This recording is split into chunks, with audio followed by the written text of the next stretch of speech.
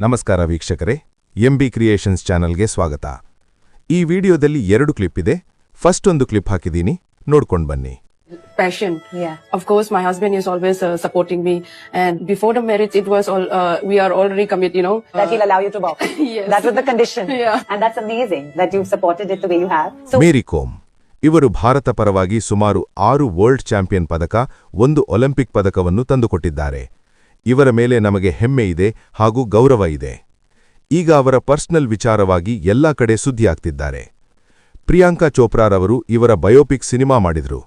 ಅದರಲ್ಲಿ ಮೇರಿ ಕೋಮ್ ಕಷ್ಟಪಟ್ಟ ದಿನಗಳು ಹಾಗೂ ಆ ಕಷ್ಟದ ಸಂದರ್ಭದಲ್ಲಿ ಅವರ ಗಂಡ, ಅವರು ಒಬ್ಬ ಪ್ರೊಫೆಷನಲ್ ಫುಟ್ಬಾಲ್ ಆಟಗಾರ, ತನ್ನ ಹೆಂಡತಿಯ ಆಸೆ ಈಡೇರಲು ತನ್ನ ಪ್ರೊಫೆಷನನ್ನು ಸ್ಯಾಕ್ರಿಫೈಸ್ ಮಾಡಿ ತನ್ನ ಮನೆ ಹಾಗೂ ಫ್ಯಾಮಿಲಿಯನ್ನು ನೋಡಿಕೊಂಡು ಮೇರಿ ಕೋಮ್ ಸಕ್ಸೆಸ್ಗೆ ಕಾರಣರಾದರು. ಅದೆಲ್ಲ ಆಗಿ ಮೇರಿ ಕೋಮ್ ಪಾಪ್ಯುಲರ್ ಆದ ಮೇಲೆ 2 ಇಲ್ಲೀಗಲ್ ಅಫೇರ್ ಅನ್ನು ಇಟ್ಕೊಳ್ತಾರೆ. ಈ ಕಾರಣದಿಂದ ಇಬ್ಬರಿಗೂ ಡೈವರ್ಸ್ ಆಗುತ್ತೆ. ಇನ್ನೊಂದು ಕ್ಲಿಪ್ ಹಾಕಿದೀನಿ, ನೋಡ್ಕೊಂಡು ಬನ್ನಿ. खा के बेच सकता है। ये शादी किया, मेरा आर्मिन से सब कुछ मिल गया। उनका ये कहना है कि उनका सक्सेसफुल करियर छोड़ के कहा सक्सेसफुल करियर, कुछ भी सक्सेसफुल करियर है ही नहीं। गली गली में फुटबॉल खेलते हैं, आप लोग भी खेलते हैं ना, खेला। ಈಗ ಎಲ್ಲಾ ಇಂಟರ್ವ್ಯೂನಲ್ಲೂ ಮೇರಿ ಕೋಮ್ ರವರು ತನ್ನ ಗಂಡನ ಬಗ್ಗೆ ನೆಗೆಟಿವ್ ಆಗಿ ಪೋರ್ಟ್ರೇ ಮಾಡ್ತಿದ್ದಾರೆ. ನನ್ನ ಗಂಡ ಏನು ಮನೆ ಕೆಲಸ ಮಾಡ್ತಿರ್ಲಿಲ್ಲ, ಬರೀ ಮಲಗ್ತಿದ್ದ, ಗಲ್ಲಿಯಲ್ಲೂ ಫುಟ್ಬಾಲ್ ಆಡ್ತಿದ್ದ, ಏನೂ ಜವಾಬ್ದಾರಿ ಇರ್ಲಿಲ್ಲ ಅಂತ ಹೇಳ್ತಿದ್ದಾರೆ.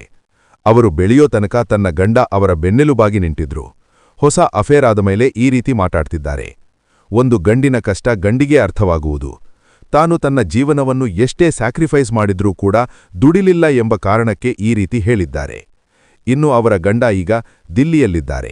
ಅಲ್ಲಿ ಒಂದು ಸಣ್ಣ ಬಾಡಿಗೆ ಮನೆಯಲ್ಲಿದ್ದಾರೆ. ಅವರು ಫೈನಾನ್ಷಿಯಲಿ ಈಗ ತುಂಬಾ ಕಷ್ಟಪಡ್ತಿದ್ದಾರೆ. ಅವರನ್ನ ಕೇಳೋರು ದಿಕ್ಕಿಲ್ಲ ಆಗೋಬಿಟ್ಟಿದ ಅವರ ಜೀವನ.